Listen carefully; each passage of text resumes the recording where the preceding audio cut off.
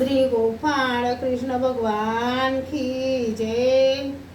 लीळा number 136। रे नायकाच्या उपहाराचा स्वीकार।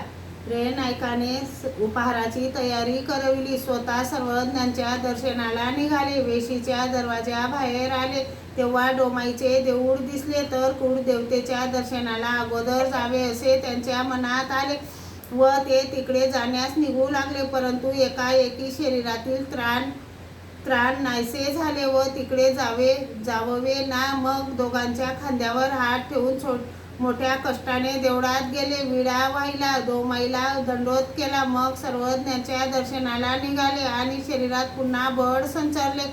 खांद्यावरून हात काढून घेतले व स्वतः चालत आले. सर्वज्ञ छिन्न स्थळीवर बसलेले होते. रे नाईक तेथे आले, सर्वज्ञांना दंडोत केला. मग सर्वज्ञांजवळ बसले. सर्वज्ञांनी विचारले, काय नायका, तापाने दुःखी झाले का?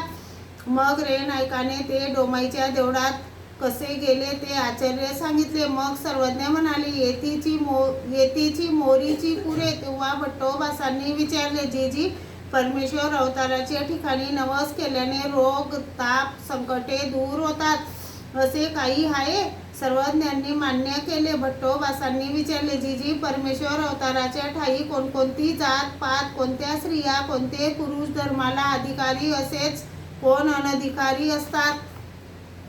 सर्वज्ञ म्हणाले, वानऱ्या जे हिंसा करतात, देवतेला ईश्वर समजून पूजन करतात ते अनधिकारी. त्यांना ईश्वर ज्ञान देत नाही. ते देवी देवतेला शरण जात नाहीत. फक्त परमेश्वराचीच एकनिष्ठ भक्ती करतात ते अधिकारी असतात. जीव सर्व अधिकारी यावर सर्वज्ञांनी कोवड्या वाळुकाचा दृष्टांत सांगितला. कोवडे वाळुक असे ते निर्दोष, सर्व उपयोगा जाय, तयाचे तळीव होय, सांबारीय होय, कुसबिरी होय, लोणीचे होय, हिरवे खावे ये. तसे वयाने कोमट असलेला पुरुष सर्व अधिकारी, तो कोणत्याही विधीला त्वरित तयार होतो, परमेश्वराच्या धर्माला योग्य होतो. शास्त्र काढले तर शास्त्रही काढू शकतो, वैराग्य करील तर वैराग्यही करू शकतो. परमेश्वराचे म्हटलेले ते बहुत करून त्यांच्याकडून होते. त्याने प्रेम-धिकार जर जोडला तर परमेश्वर त्याला प्रेमही देतात व सर्व गोमटे घडवतात.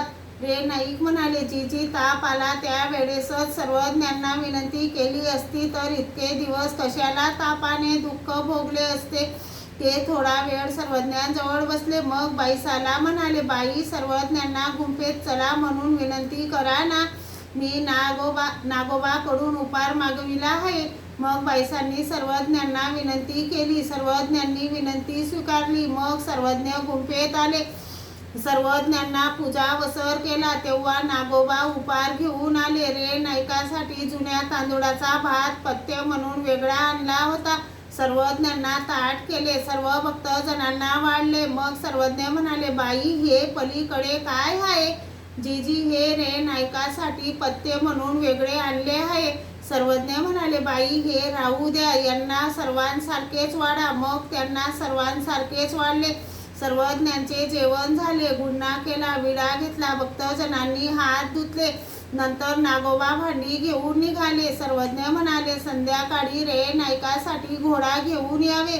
नागोबा संध्याकाळी घोडा घेऊन आले. मग रे नायकांनी सर्वज्ञांना विनंती केली, जीजी, डोमेग्रामला यावे जी. तेथे चांगले 3 मठ आहेत, एक नारायणाचा, एक नृसिंहाचा, एक गोपाळाचा, असे 3 चांगले मठ आहेत. जीजी, सर्वज्ञांनी तेथे यावे जी. मला अशक्तपणा असल्याने सर्वज्ञांच्या सेवेला येणे शक्य होणार नाही. सर्वज्ञांनी विनंती स्वीकारली. मग रे नाईक निघाले. श्री गोपाळ कृष्ण भगवान की जय।